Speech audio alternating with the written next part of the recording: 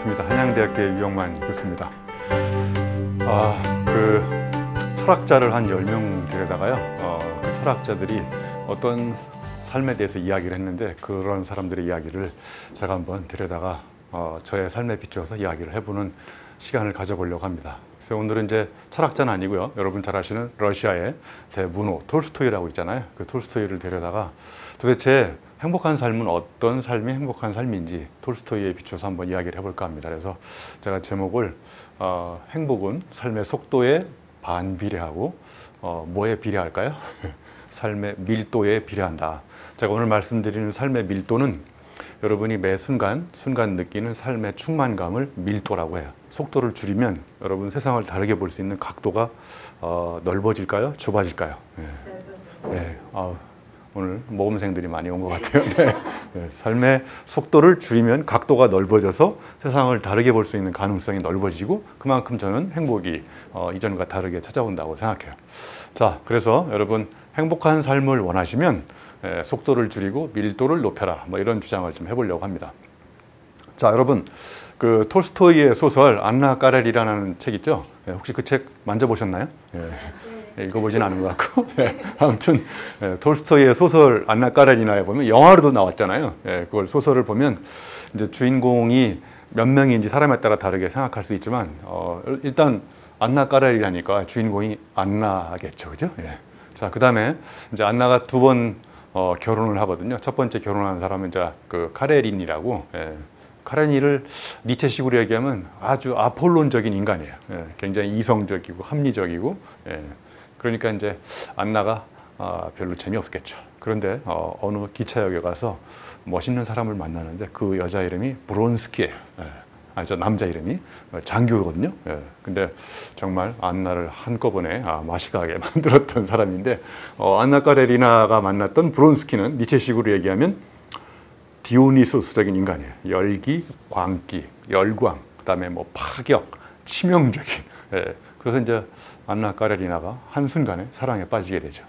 아무튼 그러면 안나는 행복했을까요? 여러분 소설책을 끝까지 읽어보셔서 아시겠지만 마지막 이제 자기 몸을 던져가지고 자살을 합니다. 자, 그런데 제가 보기에 톨스토이가 레프 톨스토이라고 하잖아요. 그러면 이 안나 까레리나 소설에 레프와 비슷한 사람의 이름이 나오는데 혹시 누군지 아실까요? 레빈이라는 사람이에요. 레빈. 레빈이라는 사람이 키티하고 결혼을 처음에는 프로포즈를 했는데 그 사람이 안 받아줘요. 근데 나중에 이제 다시 프로포즈를 받아주고 이 사람이 시골에 가서 이제 자기가 이렇게 농경에서 농사를 지으며 이렇게 행복하게 살아가는데 제가 보기에 이 레프하고 레빈은 같은 굉장히 비슷한 그러니까 제가 보기에 소설책에서 오히려 톨스토이의 분신을 누구 심어놓은 거냐면 레빈이라는 사람을 심어놓은 거예요. 그래서 이 사람이 이제 이 소설을 통해서 대부분의 사람들은 이 소설책을 읽고 이게 뭐 불륜 연애 소설이냐 뭐 이렇게 판단하는데 제가 보기에 오히려 톨스토이는 레빈이라는 인물을 조용히 뒤에다 놓고 레빈이 살아가는 방식, 어떤 신념과 결단을 가지고 살아가는 이런 방식을 보고 이제 톨스토이는 자기 삶의 행복이 무엇인지를 이제 서서 이렇게 찾아나가는 이런 식으로 제가 전개된다고 생각해요. 자, 그래서 이 안나 까레리나 소설책에 보면 톨스토이가 어떤 행복이라는 말을 주장하는데 자, 톨스토이가 얘기하는 행복은 사람마다 좀 더 다르겠지만 톨스토이는 어떤 걸 행복이라고 얘기하냐면 끊임없이 자기를 만들어 나가는 자기 완성의 과정. 그러니까 성장을 멈추는 순간 인간은 불행해진다. 그래서 안나 까레리나가 만났던 두 명의 삶을 비교해 보면 그 두 명의 삶은 성장하지 않는 삶인 거예요. 근데 제가 말씀드렸던 레프 톨스토이의 분신 레빈의 결혼 생활을 딱 보면 끊임없이 자기를 완성해 나가며 성장하는 거예요. 저는 이제 제가 볼 때 톨스토이가 그런 삶을 살아가는 사람들을 톨스토이는 행복한 삶이라고 말한 거예요. 그래서 여러분 이 안나 까레리나 소설책은 모르지만 안나 까레리나 보면 첫 문장에 나오는 이 세상에서 가장 감동적인 첫 문장을 꼽으라고 그러면 안나 까레리나 나오는 첫 문장을 꼽아요. 이게 이제 우리말로 번역된 출판사가 여러 가지가 있는데 번역이 조금씩 달라요.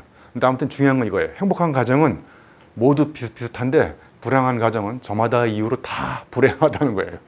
자, 그러면 이거를 제가 앞에 말씀드렸던 성장에다 담아가지고 이걸 살짝 바꾸면 어떻게 표현이 될까요, 여러분?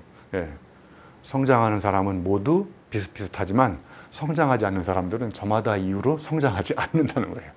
그러니까 안나 까레리나 소설책을 통해서 성장하는 삶을 살아가는 레빈에 비추어 가지고 이 소설책에서 행복이라는 걸 이야기해 보려고 하는 것 같아요.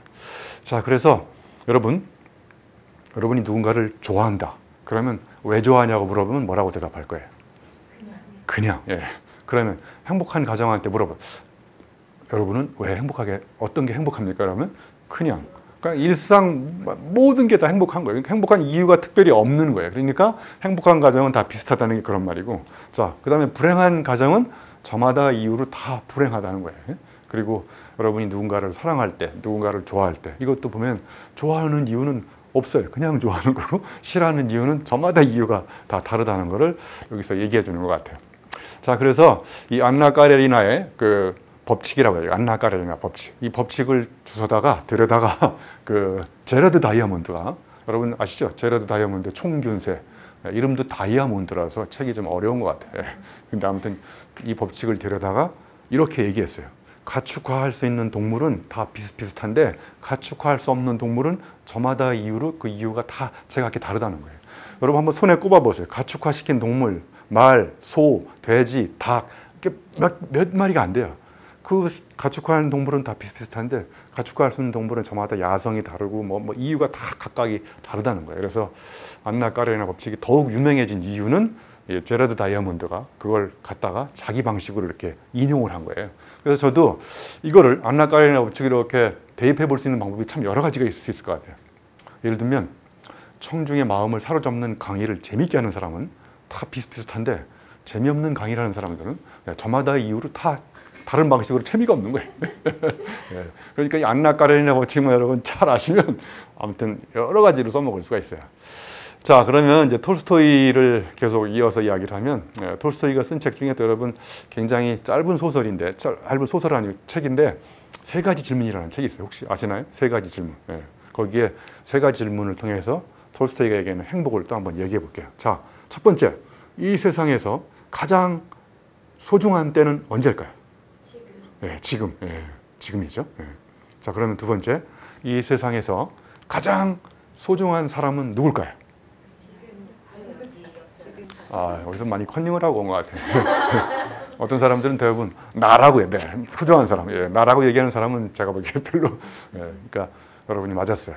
가장 소중한 사람은 내 곁에 있는 사람. 옆에 있는 사람이 아니라 곁에 있는 사람. 여러분 옆과 곁의 차이를 아시죠? 내 옆에 있는 사람이 더 가까운 것 같아? 내 곁에 있는 사람이 더 가까운 것 같아요? 곁입니다. 곁. 옆에 있는 사람은 물리적으로 약간 떨어져 있고 곁은 심리적으로 굉장히 가까운 사이를 곁에 있는 사람이라고 해요. 자, 그럼 두 번째 질문이 내 곁에 있는 사람이에요. 세 번째 질문. 이 세상에서 가장 소중한 일은 뭘까요?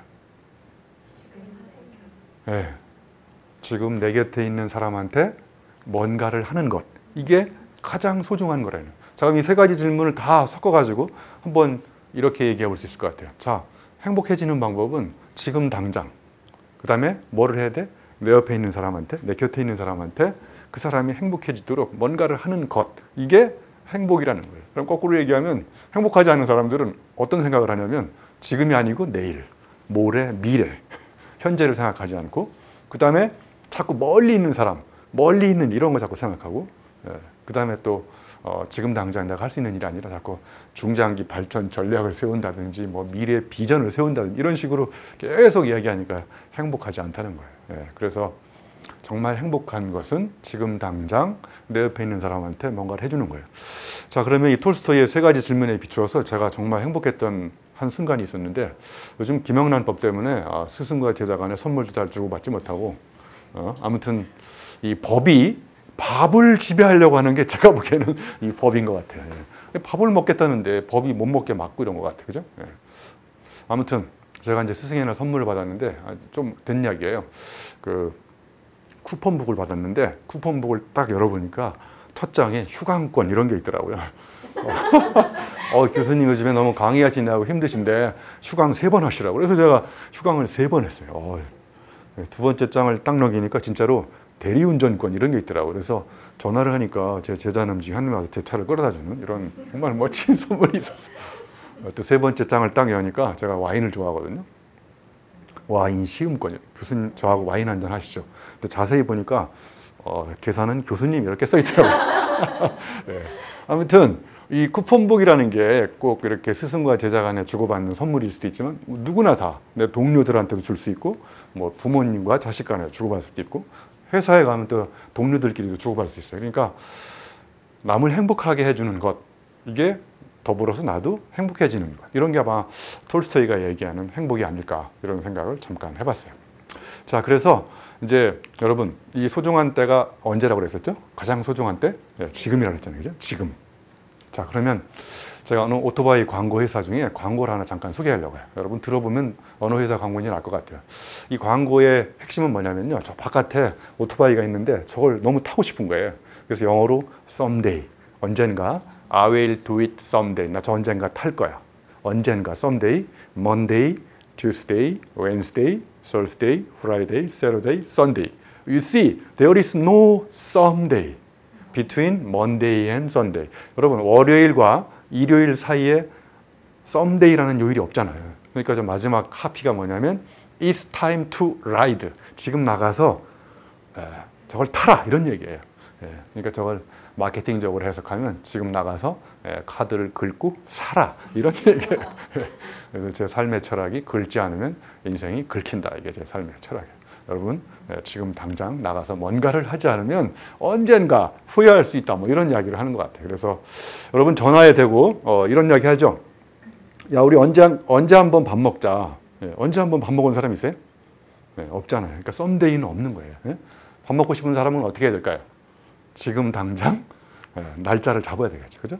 그래서 언제 밥을 먹자. 그렇게 날을 안 잡으면 날 잡을 수가 없는 거예요. 이게 잘 이해가 안 되시는가 본데 나를 잡다 그건 이제 데이트고, 그다음에 날 잡다 이건 이제 나를 잡는 거예요. 그러니까 나를 잡으려면 날짜를 잡아야 우리가 상대방하고 약속을 하고 밥을 먹을 수 있잖아요. 그죠? 그래서 밥 먹을 수 있는 사람들도 다 정해져 있는 것 같아요. 자, 여러분 그 영화 중에 위대한 쇼맨이라는 영화 혹시 보셨나요? 거기에 보면 이런 명대사가 나와요. 다른 사람들을 행복하게 해주는 것, 이게 바로 이 세상에서 가장 멋진 진정한 예술이라는 거예요. 진정한 예술이 뭐라고요? 다른 사람을 행복하게 해주는 것. 그러니까 행복이라는 것은 나 혼자 열심히 해가지고 오는 것이 아니라 항상 다른 사람과의 관계 속에서 이 행복이 오는 거예요. 그러니까 내가 해줄 수 있는 거, 아까 톨스토이의 세 번째 질문, 지금 당장 옆에 있는 사람, 곁에 있는 사람을 뭔가를 해주면 그 사람이 행복해지고 그 사람이 행복해하는 모습을 보면 나도 더불어서 이제 행복해진다. 뭐 이런 이야기를 하는 것 같아요. 자, 여러분 그 행복에 대한 이야기를 이렇게 이제 거창한 이야기가 아니라 우리 일상 삶에서 행복하게 살지 않는 부부의 예를 들어보면 여러분은 어떤 게 행복인지 알 수 있을 것 같아요. 진짜 있었던 사례인데 이렇게 강남에다가 이제 아파트를 한 50평짜리를 마련하는 게 꿈이 있었어요. 그래서 아파트를 마련했어요, 진짜로. 그리고 이제 그 집에 이렇게 카페처럼, 테라스 카페처럼 이렇게 테라스도, 베란다도 이렇게 테라스처럼 꾸미고 커피 머신도 설치하고 서라운드 시스템으로 오디오도 설치하고, 그러니까 물질적으로 갖출 건 다 갖췄어요. 근데 남편이 아침에 출근해가지고 가만히 생각해 보니까 집에다가 뭔가 놓고 온 게 생각이 나는 거예요. 집에 가보니까 놀라운 현상을 목격했어요. 이 가정부가 오디오를 쫙 틀어놓고 커피 한 잔 빼가지고 베란다 테라스 카페에 앉아가지고 그 집안에 있는 모든 시설을 가정부가 다 즐기고 있는 거를 이 남편이 발견한 거예요. 근데 남편은 목표가 또 하나 생겼어요. 목표. 이 아파트가 좁아서 5평을 더 늘려야 돼. 그래서 55평으로 늘리기 위해서 전속력으로 달려가는 거예요. 앞만 보고.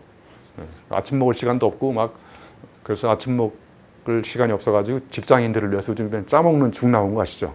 저 아이스크림 중에 뭐 이렇게 짜먹는 아이스크림이 있거든요. 그래서 죽도 이렇게 운전하면서 빨간불 켜질 때 이렇게 빨리 짜먹고 파란불 켜질 때 이렇게 천천히 짜먹고 가다가 그 두 부부가 불행하게 잠깐 죽 먹는 사이에 앞에 장애물을 못 보고 부딪혀서 죽었다는 설이 있어요. 그래서 그 집은 가정부가 차지했다는 이런 설이 있어요. 여러분, 인간이 불행한 이유는 정말 이게 잘 들으셔야 돼요. 목표를 가지고 목표 중심으로 살기 때문에 저는 인간이 불행하다고 생각해요. 이걸 잘 들으셔야 돼요. 목표가 필요 없다 이게 아니라 사람은 목표를 달성하는 과정에서 행복해져야 되는데 목표 달성하면 내가 목표를 또 정하든지 아니면 다른 사람이 목표를 주어줘요. 야, 실적이 모자라. 그러니까 더. 그래서 목표 중심으로 저 높은 곳을 향하여 달려가다가 목숨이 끊기는 거예요. 목표와 목숨이 다 목자 돌림이잖아요. 그러니까 여러분, 목표를 달성하는 과정에서 내가 우연히 깨닫는 것, 이게 바로 저는 행복인데, 우리가 너무 산물 중심으로 산다는 거예요. 산물이 없으면 부산물이 없잖아요. 그런데 놀랍게도 내가 원래 원했던 산물보다 산물을 만들어 나가는 과정에서 생겼던 부산물이 더 의미심장한데, 사람들은 이제 부산물은 목표에 없었던 거니까 버리고 그냥 산물 중심으로 사는 거예요. 그러다가 이제 사람이 불행한 삶을 산다는 거예요. 그래서 저는 저 부부의 사례를 보고 사자성어를 하나 새로 만들었어요. 여러분, 고진감래라는 거 아시죠? 고진감래가 뭘까요? 초등학생 대접하듯이 이렇게 질문을 드려서 여러분이 기분이 나쁘신 것 같아요. 고생 끝에 달콤한 미래가 온다. 근데 제가 경험해 보니까 고생 끝에 달콤한 미래는 오지 않고 고생 끝에 통증이 오더라고요. 이렇게 신경통이나 관절염, 뭐 디스크 이런 거 와가지고. 그래서 사자성어를 제가 고진감래, 달콤할 감자를 고통 통자로 바꿨어요. 제가 세계 최초로 사자성어 하나 만들었어요. 고진통래. 그러니까 여러분, 톨스토이의 이야기로 다시 돌아가면 너무 먼 미래, 먼 목표, 중장기 발전 전략, 막 이렇게 어마어마한 일, 거창한 일 계획 세워가지고 하지 마시고, 지금 당장 내가 할 수 있는 일, 옆에 있는 사람, 곁에 있는 사람 도와주면서 행복해지면 우리는 의외로 굉장히 행복하게 살 수 있을 것 같아요. 자, 그래서 여러분이 행복한지 안 한지는 한번 두 가지로 한번 테스트해 볼 수 있을 것 같아요. 첫 번째, 아침 먹는 시간이 약 1시간 이상 되는 사람 흔들어 보세요. 아침을 1시간 이상 드시는 분. 우리 아들이 1시간 이상 든대. 근데 대부분 직장인들 아침 먹을 시간이 없잖아요. 헛헛 찍어 먹고 그냥 출근하잖아요. 그러니까 여러분이 행복 지수는 아침 먹는 시간에 정비례한다, 이런 설이 있어요. 두 번째, 행복은 내가 오늘 살아가면서 오늘 내가 아침부터 저녁까지 움직임을 다 동사라고 표현해요. 동사. 아침에 일어났다, 양치질 했다, 커피 마셨다, 뭐 숙제했다, 뭐 아니면 컴퓨터, 인터넷 검색했다, 이렇게 다 동사로 끝나는 거에다가 가만히 생각해 보시면 그 동사에 대해서 매사에 감사함을 가지고 그 동사에 대해서 감탄사를 표현하는 거, 이게 저는 행복 지수라고 생각해요. 오늘 제가 저녁을 먹고 아메리카노 커피를 마시는데 이 아메리카노 커피 맛이 우리말로 죽인다, 이런 말이 있어요. 이 죽인다는 게 감탄사로 통용되는 나라는 우리나라 말밖에 없어요. 영어로 다인 그럼 그건 진짜 죽는 거예요. 근데 우리말은 뭔가 재미있으면 죽인다. 오늘 제 강의가 죽이지 않습니까? 저의 착각인가 보네. 아무튼 이렇게 여러분이 매일매일 움직임에 표현하는 동사, 모든 동사, 행위 동사에 대해서 내가 감사하고 감탄사를 연발하면 그게 여러분 행복 지수인 거예요. 그래서 저녁에 주무실 때 나는 오늘 감탄사를 몇 개나 연발했는지, 그게 바로 여러분 행복 지수인 거예요. 하루 종일 생각해봐도 나는 감탄사가 없다. 그럼 그 사람은 하루 종일 재미없는 인생을 산 거예요. 그래서 우리가 또 하나 이제 불행한 이유는 왜 불행하냐면 가정법 인생을 사는 거예요. 가정법 인생이 뭐냐면 내가 목적지에 도착하면 행복해질 것이다. 내가 만약 여윳돈 1,000만 원이 생기면 해외여행 갈 것이다. 만약 그러니까 만약 뭐뭐면을 위해서 지금 하기 싫고 막 그런 것들 억지로 해나가는 거예요. 그래서 내가 여윳돈 1,000만 원이 생기면 해외여행을 가겠다. 그랬는데 1,000만 원 생기는 순간 여기 디스크가 와가지고 그 1,000만 원을 가지고 병원비도 모자랐잖아요. 여러분, 그래서 지금 갖고 있는 돈을 다 쓰세요. 우리가 언제 죽을지 모르거든요. 오늘 강의가 너무 감동적이라 여러분 강의 듣다가 죽을 수도 있어요. 그러니까 행복은 지금 이 순간, 오로지 지금 이 순간이, 그렇다고 해서 먼 미래 그거 생각하지 마라 이런 게 아니라 우리는 너무 현재를 희생해 가면서 미래를 기다리는 이런 가정법 인생을, 저런 걸 전문 용어로 또 도착 오류라고 그래요. 도착 오류. 내가 저기에 도착하면, 여러분 KTX 타고 부산 가서, SRT 타고 부산 가서 거기 목적지에 가면 행복이 있을 거라고 생각했는데 가보니까 부산 가서도 또 부산하게 움직이잖아요. 또 이런 아재 개그를 계속 쓰면 시청자들이 도망갈 것 같아서 이제 그만 쓰도록 하겠습니다. 아무튼 목적지까지 가는 간이역에 행복이 널려 있어요. 제가 보기에. 근데 그 간이역은 너무 빨리 지나가니까 거기에 있는지도 다 모르는 거예요. 그래서 여러분, 이런 광고 카피가 있어요. 여러분은 아무역에나 내려본 적이 있습니까? 예. 한번 생각해 보세요, 여러분. 아무역에나 내가 내려본 적이 있는지. 목적지로 가는데 중간에 경치가 너무 아름다운 거예요. 그래서 그냥 목적지 잃어버리고 중간에 내려버렸어요. 거기 내려보니까 정말 아름다운 것, 먹는 것, 뭐 환경, 경치 너무 좋은 게 많은 거예요. 그래서 거기서 이 사람이 행복하게 살다가 목적지 안 갔다는 이런 거짓말 같은 설도 있어요. 그래서 아무튼 우리가 행복해지는 거는 순간순간 느끼는 이런 만족감을 제가 서두에 그걸 밀도라고 그랬죠. 삶의 밀도를 높이면 우리가 행복해진다. 제 기억에 제가 2014년도쯤에 히말라야 그 안나푸르나라고 하는 베이스 캠프, 이걸 영어로 ABC라고 그래요. 안나푸르나 베이스 캠프. ABC가 4,130m거든요. 거기 올라갈 때 마지막 날 자는 그 베이스 캠프가 마차푸차레 베이스 캠프, MBC라고 그래요. 그거는 마차푸차레 베이스 캠프. 거기가 3,700고지인데 제가 이렇게 일몰 장면이 너무 아름다워가지고 사진을 찍었어요. 이 빨갛게 바다가, 바위가 쫙 불타는 듯이 너무 아름다워요. 주변은 깜깜한데. 그래서 여러분 영화 중에 월터의 상상은 현실이 되다. 영화 보셨나요? 네. 영화도 보시고 그러네요. 거기에 보면 이런 얘기가 나와요. 아름다운 것들은 사진을 찍지 말자. 왜냐하면 아름다운 것 사진을 찍는 순간 사진을 찍는데 정신을 팔다가 아름다운 순간이 훌쩍 지나가 버릴 수 있다는 거예요. 네? 그래서 저도 그 장면이 생각이 나서 사진 안 찍어 갖고 올까 하다가 남는 게 사진밖에 없고 찍어 갖고 왔어요. 그래서 제가 순간이 영혼을 지배합니다. 제가 만든 법칙이 있어요. 3M 법칙이라고. Make, Moment, Memorable. 모멘트, 매 순간순간을 메모러블, 영원히 잊을 수 없는 추억거리로 make, 만들어라. 그래서 3M 법칙을 만들었어요. 그래서 우리가 행복해지는 비결은 여러분 이 순간 저하고 이렇게 마주하면서 이렇게 강의를 듣고 이렇게 제가 강의하는 이 순간도 순식간에 지나가거든요. 영원히 돌이킬 수 없는 정말 아름다운 순간이잖아요. 근데 우리는 이 순간을 대충 보내고 대충 지내고 그렇다 보니까 우리가 불행하게 되는 것 같아요. 자, 저는 이제 그 행복한 추억을 하나만 더 이야기하면요. 제가 또 2015년도에 킬리만자로에 올라갔다 왔어요. 탄자니아. 약 5,800m 정도 되는데 4,700고지에서 이제 밤 11시에 올라갑니다. 밤에. 왜 밤에 올라가는지 아세요? 이게 이렇게 딱 보면요. 정상이 까마득해요. 그래서 이게 밤에 올라가는 이유는 낮에 올라가면 저 정상이 보이니까 좌절이야. 올라가기 전에. 밤에 올라가니까 앞이 안 보여요. 그냥 요 앞발장 뒷사람 뒤꿈치만 받고 올라가는 거예요. 그래서 이제 8시간 사투를 벌려서 정상에 가는 거예요. 진짜 정상에 갔는데 아무 생각이 없더라고요. 그래서 이제 올라갔다 내려오는데 그 한 시인님의 시가 생각이 났어요. 내려갈 때 보았네, 올라갈 때 보지 못한 그 꽃. 이게 거꾸로인 거예요. 올라갈 때 보지 못한 그 꽃, 내려갈 때 보았네. 아무튼 그런데 그 시가 잘못됐다는 걸 제가 알게 됐어요. 이게 잠을 안 자고 올라가가 내려올 때 졸려요. 그래서 내려갈 때도 아무것도 안 보여요. 그래서 제가 이 시를 이렇게 바꿨어요. 내려갈 때도 못 보았네. 올라갈 때 보지 못한 그 꽃. 그래서 제가 그 시를 쓴 선생님한테가 제가 여쭤보려고 혹시 안 올라가 보시고 시를 쓰셨냐고. 그래서 제가 진짜 올라가 보니까 내려갈 때도 아무것도 안 보인다. 뭐 이런. 그래서 우리는 행복을 더 목적지에 성과, 효율을 달성하기 위해서 전속력으로 달려가는 거예요.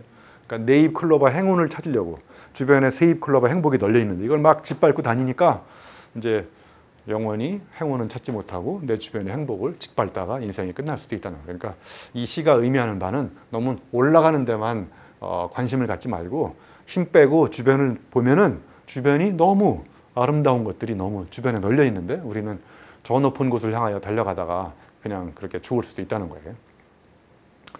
자, 이제 제가 제주도에서 또 한번 마라톤 뛴 적이 있어요. 100km 마라톤. 미친 짓이에요. 100km 마라톤을 뛰는 건 다시는 안 뛸 거예요. 이제 관절이 거의.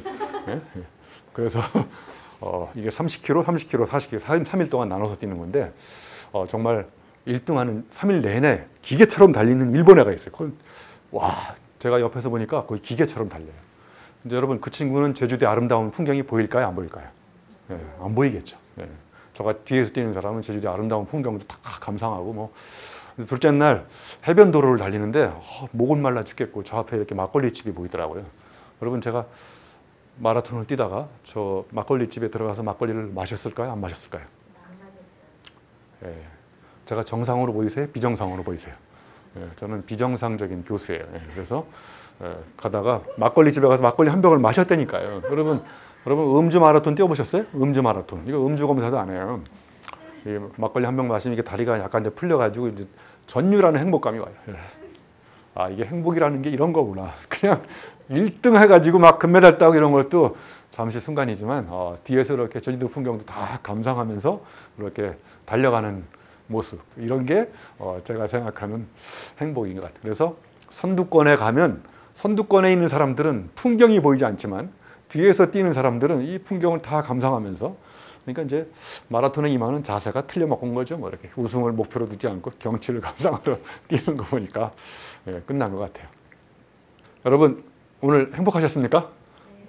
네, 제가 얘기하는 이제 행복론을 톨스토이를 잠깐 모셔다가 안나 까리니나 법칙을 이야기하고 톨스토이가 얘기했던 3가지 질문에 비춰서 우리가 행복해지는 방법을 몇 가지 사례를 통해서 짚어봤는데, 정말 우리가 행복해지는 방법은 이제 정리를 하면 지금 당장 곁에 있는 사람한테 가서 재미있고 즐겁고 의미 있는 일을 해주면 나도 행복해지고 다 같이 행복해지는 것 같아요. 그래서 행복은 우리가 사전에 나와 있는 대로 추상명사가 아니라 보통 명사를 넘어서서 행복은 저는 동사라고 생각해요. 동사. 그러니까 행동하면 행복해지고 여러분 행운도 따라옵니다. 앉아서 자꾸 관념적으로 막 계산하고 생각하고 계획 세우고 이렇게 하면 여러분 행복해질 수가 없어요. 그러니까 약간 생각이 우울하고 침침할 때 밖에 나가서 가벼운 산책도 하시고 조금 뛰어보시고 행동하시면 여러분 행복이 여러분 주변에 많이 찾아온다, 이렇게 생각합니다.